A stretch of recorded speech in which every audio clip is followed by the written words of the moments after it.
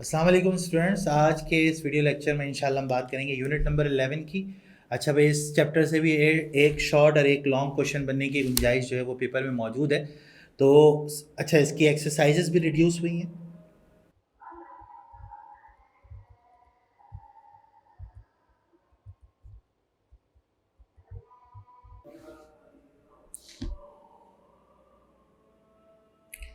अच्छा, इसमें हम पहले बात करेंगे बेसिक ऑफ ट्रिग्नोमेट्री की ना। बेसिक ऑफ ट्रिग्नोमेट्री में हमारे पास ऑब्लिक्यू ट्राइंगल से हम बात शुरू करेंगे जो हमारे रिड्यूस सिलेबस में है। तो ऑब्लिक्यू ट्राइंगल के लिए कुछ लॉज बनाए गए हैं। सबसे पहला जो लॉ होता है वो होता है हमारे पास sine law, A upon sine alpha B upon sine beta is equal to C upon sine gamma. तो ये याद रखिएगा कि ये जब उस वक्त इस्तेमाल होगा जब आपके पास दो साइड या एक एंगल या दो एंगल और एक साइड आपको पता हो, वो भी आपके पास रेलेवेंट रेशो के मुताबिक। इसी तरह अगला जो लॉ होता है वो कोसाइन लॉ होता है।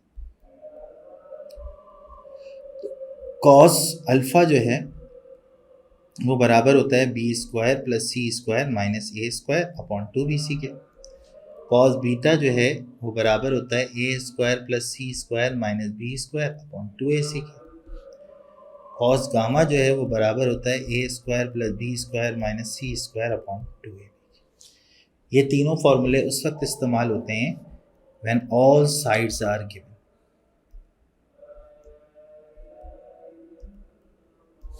और जब आपको ए यानी कि साइड मालूम करनी होती है तो A B square plus C square minus 2bc cos of alpha होता है। बी मालूम करना होता है A square plus C square minus 2ac cos beta होता है। और C is equal to A square plus B square minus 2ab cos gamma होता है। ये उस वक्त इस्तेमाल होता है जब आपके पास दो साइड और उसका रेलेवेंट एंगल जो है वो मौजूद हो। तो क्वेश्चन को शुरू करते हैं हम। देखिए, सबसे पहला सवाल आपके पास है फाइंड द लार्जेस्ट एंगल। अच्छा, इसमें लार्जेस्ट स्मॉलेस्ट दोनों के लॉजिक मैं आपको क्लियर कर दूंगा। देखिए, लार्जेस्ट एंगल का मतलब होता है सबसे बड़ा एंगल। तो सबसे बड़ा एंगल आपका वो होता है जो सबसे बड़ी साइड के सामने जो है वो बन रहा होता है। तो यहाँ पे अगर आप ये आइडेंटिफाई कर लें कि हमारे पास सबसे बड़ी साइड कौन सी है, तो सबसे बड़ी साइड है सी। और सी का जो रेलेवेंट एंगल होता है वो होता है गैमा। तो सबसे पहले आप ट्राइंगल बना लें। ए है, फिर बी है, फिर सी है, small A, small B, small C. तो ये एंगल गैमा, ये एंगल अल्फा, ये एंगल बीटा हो। सॉल्यूशन में आप पहले तीनों साइडों को दिखा दीजिएगा। A is 6 centimetre, B is 8 centimetre and C is 9.4 centimetre. फिर आप नीचे एक स्टेटमेंट लिखिएगा, since C is the largest side so gamma is the largest angle. और मुझे पता है तीनों साइडें गिवन है, पीछे अभी मैं बता के आया हूँ आपको। इस लिहाज से मुझे कॉस गामा का फॉर्मूला यहाँ अप्लाई करना चाहिए। Cos gamma is a square plus B square minus C square upon 2ab। आपने यहाँ पे कैलकुलेशन करनी है भाई। 6 का स्क्वायर प्लस 8 का स्क्वायर माइनस 9.4 का square divided by 2 into 6 into 8। ये हो गया 36, ये हो गया 64 और 9.4 का स्क्वायर जो है वो आप यहाँ पे कैलकुलेट करें। तो ये आपका बनता है 88.36 और ये नीचे आ जाएगा आपके पास 96। तो अब इसको आप प्रॉपर आप कैलकुलेट कर लें। 36 प्लस 64 माइनस 88.36 डिवाइडेड बाय 96। आपके पास आंसर आ रहा है 0.2125। ये आप अपने पास कैलकुलेटर में भी चेक कर सकते हैं। तो gamma is equal to cos inverse मतलब 83.03। ये हमारे पास इसका आंसर बनेगा। यानी कि सबसे बड़े एंगल की जो वैल्यू है वो है 83.03। अच्छा भाई, ये हमारी छाजाओ की जो लाइव ऑनलाइन क्लासेस होती हैं उनके अंदर इसके पूरे चैप्टर को बड़े तरीके से कवर भी करवाया जाता है और ये हमारी क्लासेस का एक छोटा सा हिस्सा है। तो अब तक अगर आपने छाजाओ ऐप को डाउनलोड नहीं किया है तो बराए मेहरबानी छाजाओ ऐप को डाउनलोड करें ताकि आपको आगे आने वाली वीडियोस की नोटिफिकेशन मिलती रहे। तो भाई नेक्स्ट आपके पास सवाल पे चलते हैं। लिखा हुआ है one side of a triangle is y unit, another side is 3 times as long and the angle between the two side measure is 35 degree. भाई आप कोई भी दो साइड ले लें, आपकी अपनी मर्जी की कोई दो साइड हो जाए। ए जो है वो y है और b जो है वो आपका 3y है, इनके दरमियान का जो एंगल है वो 35 डिग्री है। आपने ये बताना है कि तीसरी साइड क्या होगी और बाकी के दो एंगल क्या होंगे, यानी अल्फा क्या होगा और बीटा क्या। तो ये लाजमी आप अपने डेटा में मेंशन भी करेंगे। सॉल्यूशन लिखा आपने। अब देखिए यहाँ पे a जो है वो आपका y है, b जो है वो 3y है और आपके पास गामा जो है वो 35। ठीक है, आपको मालूम क्या करना है, क्या रिक्वायर्ड है भाई? रिक्वायर्ड ये है कि अल्फ़ा बता दें, बीटा बता दें और उससे पहले आप जो है वो तीसरी साइड की वैल्यू यानी कि c बता दें। तो बेटा देखो दो साइड a b गिवन है, गामा गिवन है, गामा तीसरी साइड का रेलेवेंट एंगल है। तो तुमने क्या करना है, यहाँ पे c का फॉर्मूला लगाना है यूजिंग लॉ ऑफ कोसाइन। तो c is equal to a square plus B square minus 2ab cos gamma हो जाएगा। ठीक है बेटा, तो यहाँ पे आप इस फॉर्मूले को पुट करा लें, यानी कि y का स्क्वायर 3y का square minus 2 into y into 3y into cos 35 degree, ये हो जाएगा 10y स्क्वायर, ये हो जाएगा 6y स्क्वायर। कॉस 35 आप कैलकुलेट कर लें, कॉस 35 विल बी 0.81 और अगर आप इसको 6 से मल्टीप्लाई भी कर देते हैं साथ ही तो 4.91, यानी कि ये जो टोटल आपके पास बनेगा cos 35 से मल्टीप्लाई करने के बाद 10y square minus 4.91y square. अब 10 में से आप 4.91 निकाल दें, यानी कि ये बन रहा है 5.09, यानी कि c की वैल्यू आ रही है 5.09y स्क्वायर। रूट से बाहर निकालेंगे y आ जाएगा बाहर और आंसर का स्क्वायर रूट ले लें, तो ये आपके पास बन गया 2.25, यानी कि आपके पास तीसरी जो साइड है उसकी वैल्यू 2.25 यूनिट बन रही है। अब आपको बाकी के दो एंगल फाइंड करने हैं। अब एंगल के लिए आपके पास कॉज अल्फा मौजूद है, कॉज अल्फा का भी रिलेशन लगा सकते हैं और मैं आपको यहाँ पे एक ऑल्टरनेटिव हल भी बता रहा हूँ कि आप लॉ ऑफ साइन को भी इस्तेमाल कर सकते हैं। तो दोनों में से कोई भी इस्तेमाल कर लें, कोई मसला नहीं है। यूजिंग लॉ ऑफ साइन मैं इस्तेमाल कर रहा हूँ क्योंकि मुझे इससे आसान लगती है कैलकुलेशन। तो a upon sine alpha is equal to b upon sine beta is equal to c upon sine gamma. इस बात का ख्याल रखेंगे कि एंगल वो उठाएं जो एक आपको पता हो और एक आप मालूम करना चाह रहे हैं। तो आप मालूम क्या करना चाह रहे हैं, आप मालूम करना चाह रहे हैं बीटा या गामा, और आपको पता है जो बीटा या अल्फा और आपको पता गामा है, तो ये रेशो उठाना मुनासिब रहेगा।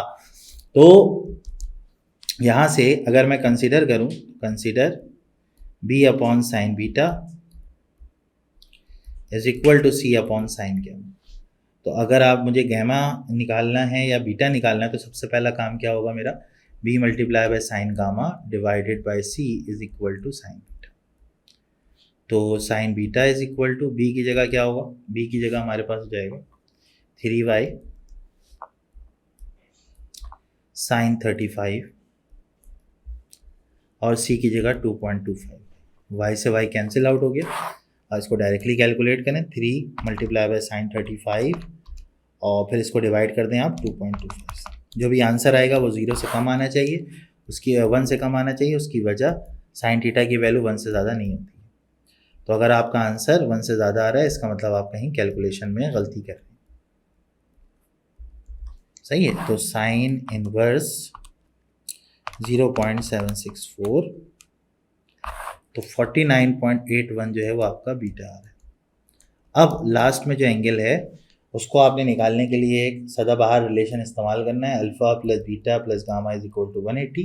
यहाँ से आप अल्फ़ा बीटा और गामा रखेंगे तो आपके पास अल्फ़ा कैलकुलेट होकर आ जाएगा। तो ये बेटा आपने खुद से करना है। आगे चलते हैं। अच्छा भाई अगला सवाल, अच्छा ये तमाम वो सवाल हैं जो कि 11.2 में हमारे मौजूद हैं और 11.2 के अंदर हमने ये सवालात यहाँ पे जो मैं आपके साथ डिस्कस कर रहा हूँ वो आपके पास जो है वो मौजूद हैं 11.2 के अंदर। 8, 9, 11, 13, 14 और 15 ये कर लें आप, इंशाअल्लाह सिंध बोर्ड के पेपर में इन्हीं में से सवाल आने। ठीक है। अच्छा भाई अगला सवाल है हमारे पास, साइड ऑफ ट्राइंगल हमें दिया हुआ है पैरेललोग्राम के, साइड ऑफ पैरेललोग्राम दिया हुआ है 25 एंड 35 और एक एंगल इसका जो है वो 36 डिग्री का है। कहता है लेंथ ऑफ डायगोनल्स निकालें। ठीक है, तो ये हमने डायगोनल यहाँ पे बनाया। यहाँ पे इसको हम नाम देंगे ए, इसको नाम देंगे बी, इसको सी और इसको डी। ये पहला डायगोनल मैंने यहाँ पे ड्रॉ किया। एक एंगल इसका 36 डिग्री है, कोई भी एक एंगल आप ले लें। यहाँ ले रहा हूँ मैं अल्फ़ा 36 डिग्री, स्मॉल ए हो गया, ये स्मॉल बी होगा। अच्छा भाई, सामने वाला स्मॉल बी हो जाएगा। सही है। तो कहने का मकसद ये है कि हमारे पास दो साइडें और दो एंगल्स हैं यहाँ पे। ठीक है, अब करना आपने ये है कि भाई 25 सेंटीमीटर कौन सा है भाई, ये 25 सेंटीमीटर होगा। और ये ऑब्वियस सी बात है, ये हमारे पास जो बी होगा ये 35 सेंटीमीटर होगा, क्योंकि जो लंबाई ज़्यादा है वो लंबाई ज़्यादा है, जो कम है वो कम है। ठीक है, अब आपने करना ये है कि यहाँ पे इसके मुताबिक आपने सॉल्यूशन लिखना है और देखना है कि भाई क्या क्या रिक्वायरमेंट हमारे पास मौजूद है। हमें दोनों डायगोनल की क्या निकालनी है, लेंथ निकालनी है। तो बेटा ए जो है वो 25 सेंटीमीटर हो गया, इसी तरीके से जो बी है वो 35 सेंटीमीटर हो गया। ठीक है, और एक एंगल हमने अल्फ़ा लिया है 36 डिग्री। मसला ये है कि अगर मैं लेंथ ऑफ डायगोनल निकालना चाह रहा हूँ तो ये बी है। सही, तो मुझे इसका नाम जो है वो फ़िलहाल अभी चेंज करना पड़ेगा कि भाई मुझे इसको लेना पड़ेगा c is equal to 35 centimetre. ठीक है, वो हम क्वेश्चन के हिसाब से देख लेते हैं भाई। अब c का मसला ये है कि भाई मुझे एंगल गैमा चाहिए और यहाँ पे एंगल है अल्फ़ा। तो बेटा हम ये बात जानते हैं कि जो क्वाड्रिलेटरल होता है कोई भी, उसके जो ये कॉर्नर्स होते हैं, इन दोनों का सम जो होता है वो 180 होता है। यानी कि जो बीटा है उसमें क्या होगा, alpha plus beta is equal to 180 degree. तो अल्फ़ा को अगर मैं 36 रखूँगा तो बीटा की वैल्यू मेरे पास निकल कर आ जाएगी, beta is equal to 180 degree minus 36 degree. तो बीटा मेरे पास आ गया 144 डिग्री।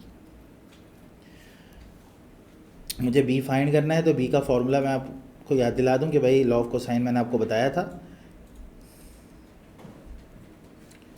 Cos of beta. यहाँ पे वैल्यू रखें आप 25 का स्क्वायर 36 का square minus 2ab 25 36 cos beta. Beta है हमारा 144। तो आपने पहले रूट के अंदर की वैल्यू सारी कैलकुलेट करनी है। 25 का स्क्वायर है, 36 का स्क्वायर है, minus 2 into 25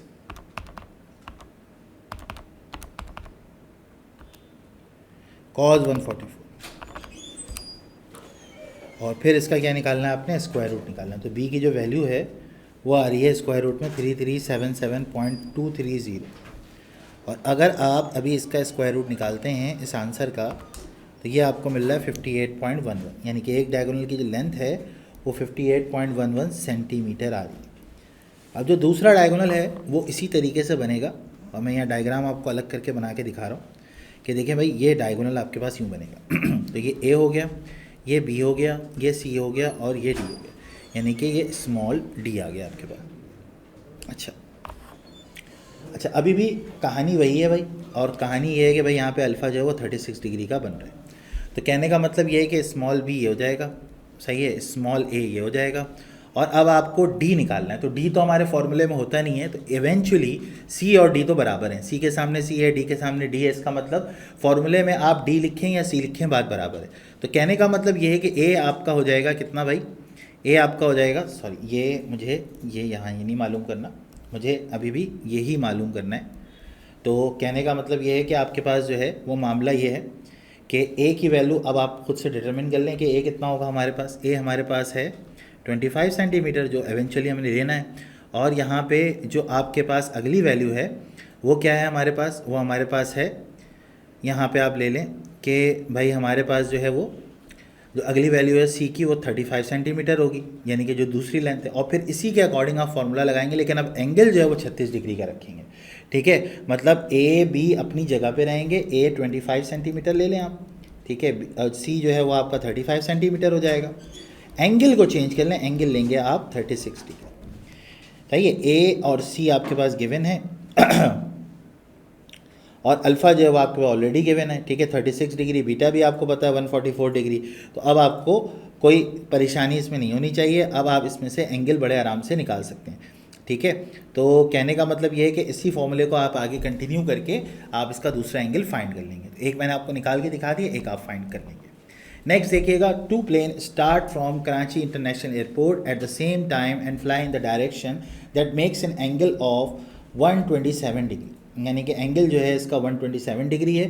there speeds are, velocity दी हुई है आपको 525 किलोमीटर पर आवर।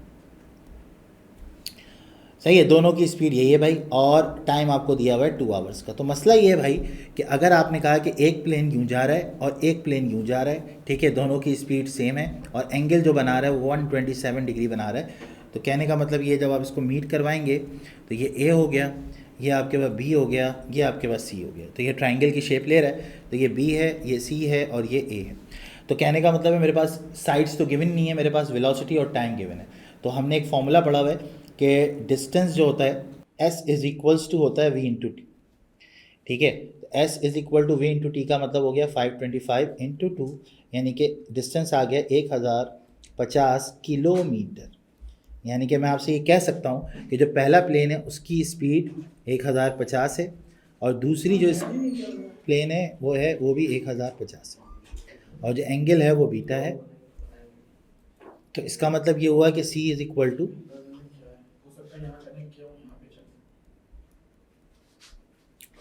और a जो है वो भी 1050 किलोमीटर और बीटा जो है वो 127 डिग्री। तो आपको b जो है वो फाइंड करना है और b फाइंड करने के लिए यूजिंग लॉ ऑफ कोसाइन, तो b is equal to a square plus c square minus 2ac cos of beta हो जाएगा। 1050 का स्क्वायर प्लस 1050 का square minus 2 multiply by 1050 into 1050 into cos of 127 degree.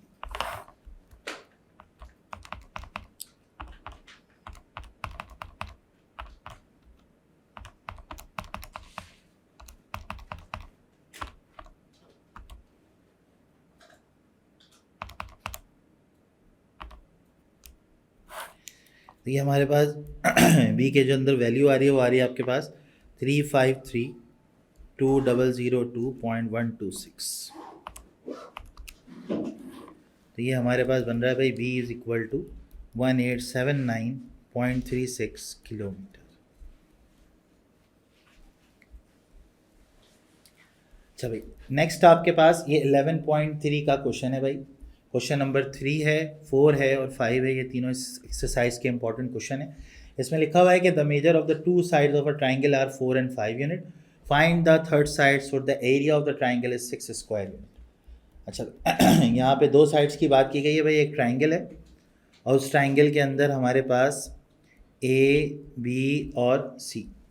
ए दिया हुआ हमारा 4 यूनिट, बी दिया हुआ हमें 5 यूनिट और थर्ड साइड आपने मालूम करनी है, जबकि एरिया हमें given, area is 6 square unit. A हमारा है 4 यूनिट, बी हमारा है 5 यूनिट और सी हमें मालूम करना। तो इसके लिए आप सबसे पहले एक काम करें, एंगल को फाइंड आउट करें।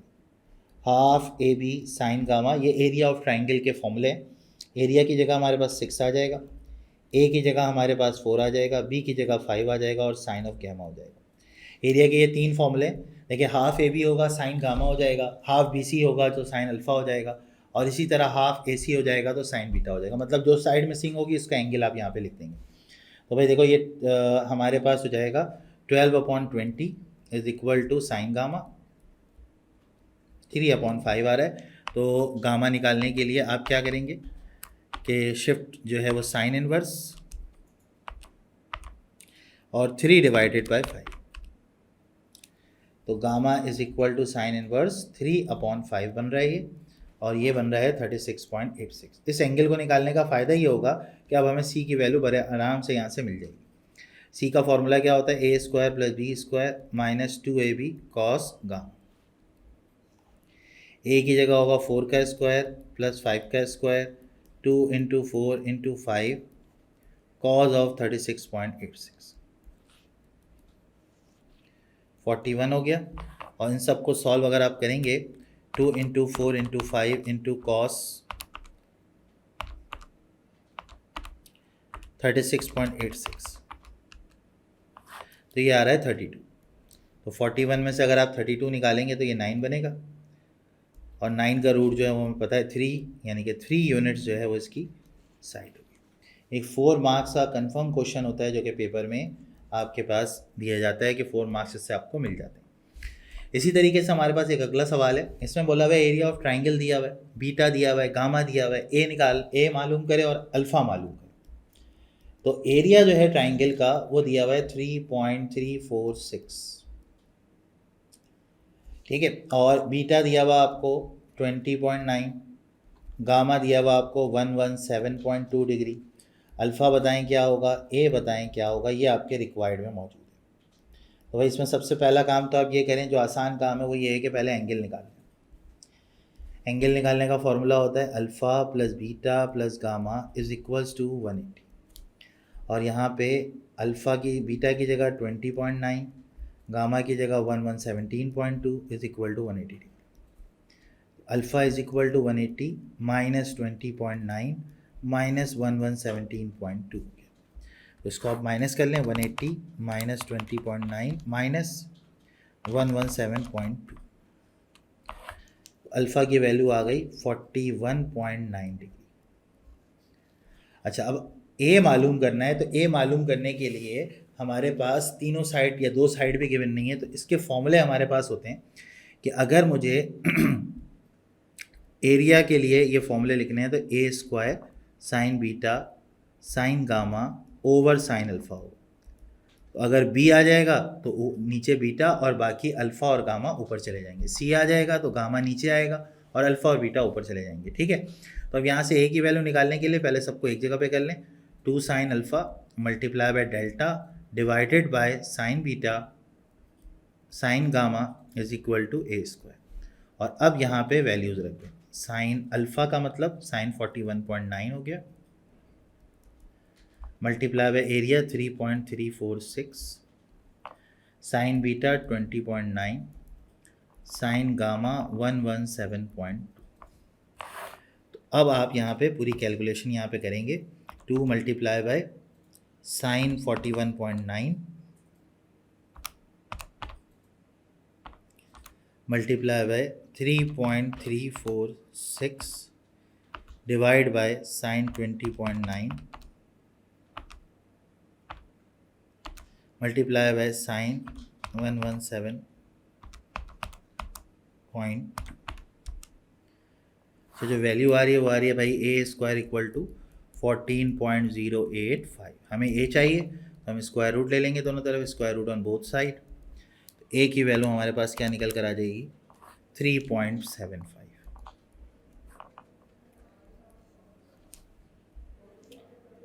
अच्छा, ये यूनिट्स है तो हम यूनिट्स कर देंगे इसको। अच्छा भाई, अब ये जो सवाल है ये हमारे पास 11.4 का क्वेश्चन है और ये लॉन्ग का सवाल है। लॉन्ग के अंदर ये बहुत इंपॉर्टेंट है, 8 मार्क्स के लिए ये क्वेश्चन आपसे पूछा जा सकता है। अच्छा, इससे पहले कुछ थ्योरी की चीज़ें हैं वो ज़रूर हम यहाँ पे डिस्कस कर लें पहले, कि भाई इसके अंदर जो है वो हमारे पास क्या क्या थ्योरी जो है वो हमसे पूछ सकता है। देखिए, सबसे पहली चीज़ तो ये है कि 3 तरह के सर्कल्स होते हैं हमारे पास। पहला सर्कल होता है जिसको हम कहते हैं सरकम सर्कल।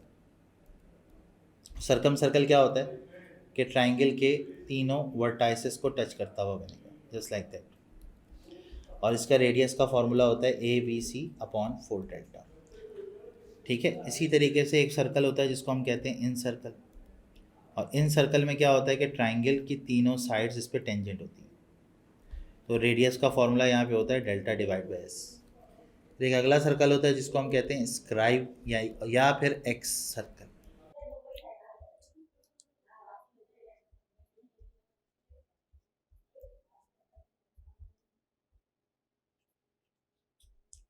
ये 2 एक्सटर्नल टेंजेंट और एक साइड को टच करता है। इस तरह के 3 सर्कल हमारे पास बनते हैं यहाँ पर, पहला, दूसरा और ये हमारे पास हो गया तीसरा। तो पहला जो सर्कल होता है इसका रेडियस R1, दूसरा R2, तीसरा R3। ए के सामने हमेशा R1, बी के सामने R2, सी के सामने R3,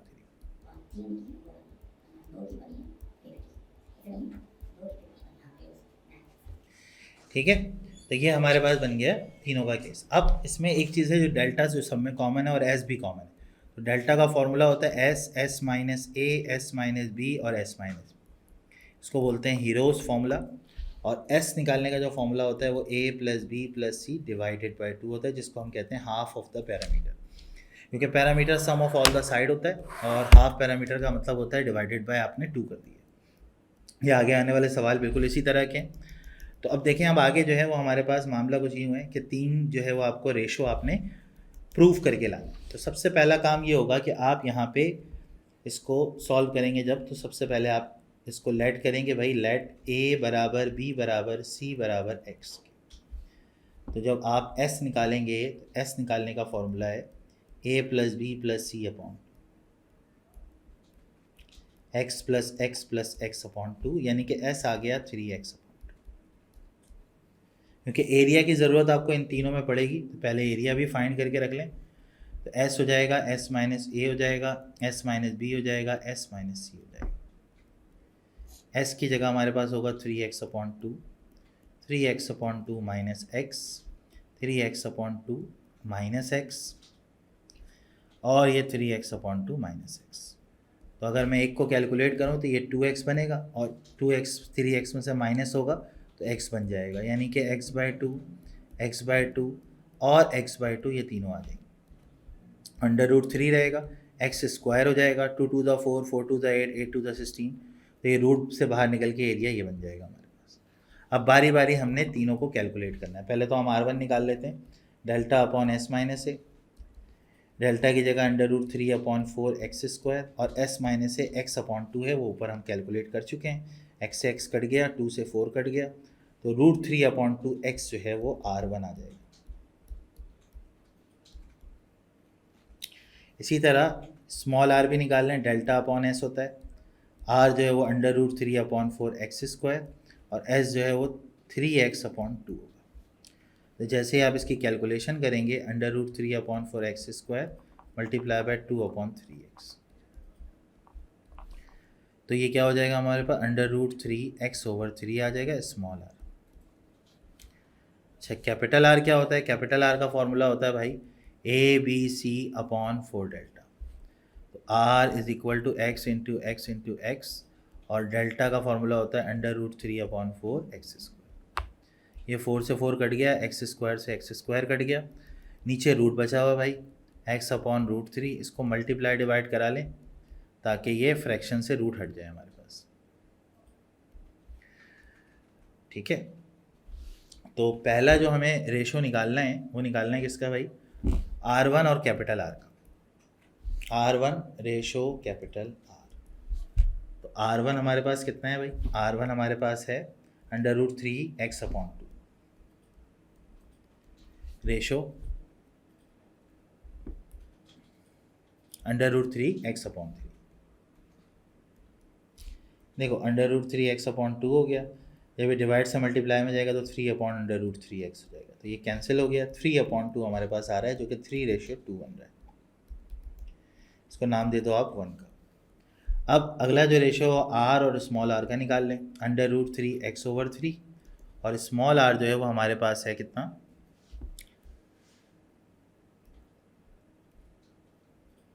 √3x अपॉन 3।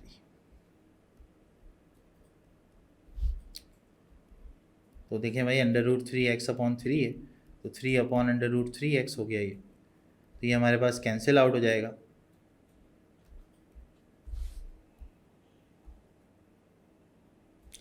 ये 6 होगा हमारा, √3x अपॉन 6 है यहाँ पे, तो ये 6 अपॉन √3x हो गया, ये से कैंसिल हो जाएगा, तो ये हमारे पास बन गया 2:1। अगर आप इन दोनों को कंबाइन कर दें, कंबाइनिंग 1 and 2, तो क्या होगा, R1 ratio capital R ratio small r, तो 3:2:2, ये हमारे पास रेशो है। ये लॉन्ग का क्वेश्चन है। अच्छा भाई, अगला सवाल हमारे पास इसी थ्योरी से रिलेटेड है, और इसमें आपको बोला गया है कि एक स्टेटमेंट को प्रूव कर दो। तो हम लेफ्ट हैंड साइड यहाँ पे ले रहे हैं, कंसिडर 1/r², 1/r1 का स्क्वायर, 1/r2 का स्क्वायर, 1/r3 का स्क्वायर। तो R1 जो है वो हमारे पास क्या, R क्या होता है, डेल्टा डिवाइड बाय S होता है। R2 क्या होता है, डेल्टा अपॉन S माइनस ए होता है। R3 क्या होता है, डेल्टा अपॉन R2 क्या होता है, delta upon S minus b होता है। R3 क्या होता है, delta upon S minus c. अच्छा भाई देखें, होगा ये कि ये स्क्वायर जो है वो ऊपर चला जाएगा, ये स्टेटमेंट बन जाएगी हमारे पास।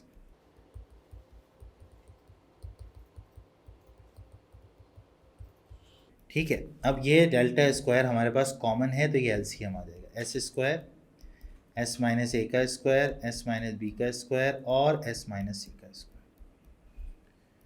नाउ अब इसको हम सॉल्व करेंगे।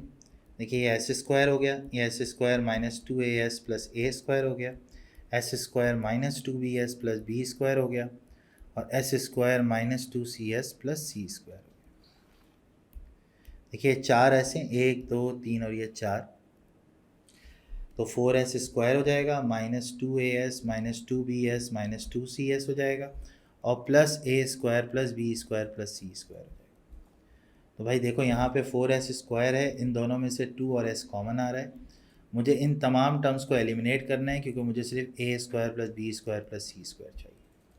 अब इसके लिए आपको ये याद होना चाहिए कि 2s जो होता है वो a plus b plus c होता है।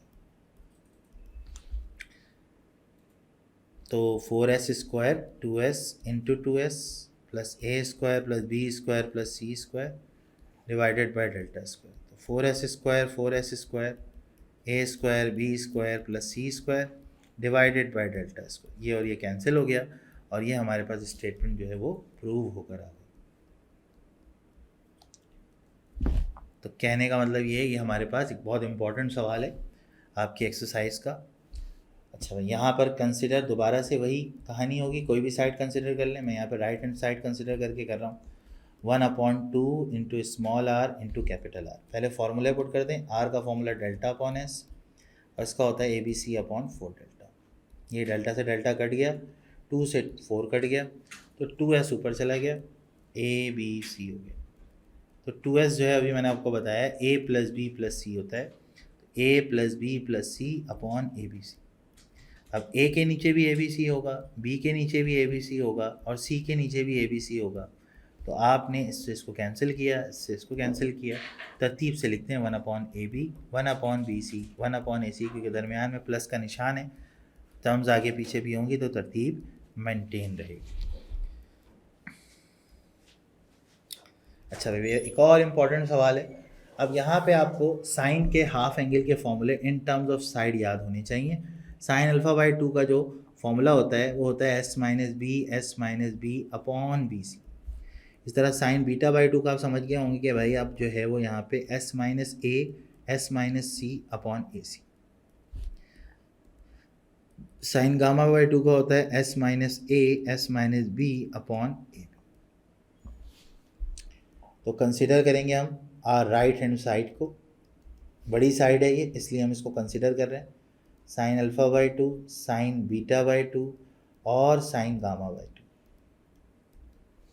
तो 4r का मतलब, r का मतलब ABC अपॉन 4 डेल्टा, 4 से 4 कट गया, यहाँ वैल्यू रख लें s माइनस सी अपॉन BC, s माइनस सी upon AC into s minus B upon AB। इन सबको एक रूट में लिख सकते हैं हम, क्योंकि मल्टीप्लाई वाले रूट हैं और सब 2 बार हैं, तो मैं इसको यूँ लिख लूँगा। और नीचे हो जाएगा, नीचे भी सब 2 बार हैं, तो ये भी स्क्वायर में चले जाएंगे। तो ABC अपॉन डेल्टा है, और ये बाहर आ गया s minus c s minus A, और ये हो गया ABC। अच्छा भाई एरिया हमें यहाँ पे फ़िलहाल जो है वो बेसिकली क्या चाहिए, हमें r अपॉन स्मॉल r निकालना है, तो डेल्टा अपॉन s चाहिए। तो मैं यहाँ पे multiply and divide by s कर रहा हूँ, क्योंकि s तो है ही नहीं हमारे पास। तो s minus A s minus B s minus C ऊपर आ गया, और नीचे डिवाइड करेंगे तो s इंटू डेल्टा हो गया। अच्छा हम ये भी जानते हैं कि भाई s minus A s minus B ये रूट में होता है, जब रूट से बाहर आएगा तो इसका मतलब डेल्टा स्क्वायर बन गया। तो ऊपर डेल्टा स्क्वायर, नीचे डेल्टा इंटू s, तो डेल्टा अपॉन s का मतलब होता है r। तो left hand side is equal to right hand side. तो ये हमारे चैप्टर नंबर 11 का जो लेक्चर है वो यहाँ पे ख़त्म हुआ, और इसको आप छाजाओ की ऐप से जो है वो जाके पढ़ भी सकते हैं, इसको दोबारा आप देख भी सकते हैं। तो मिलते हैं नेक्स्ट वीडियो लेक्चर में। अल्लाह हाफ़िज़।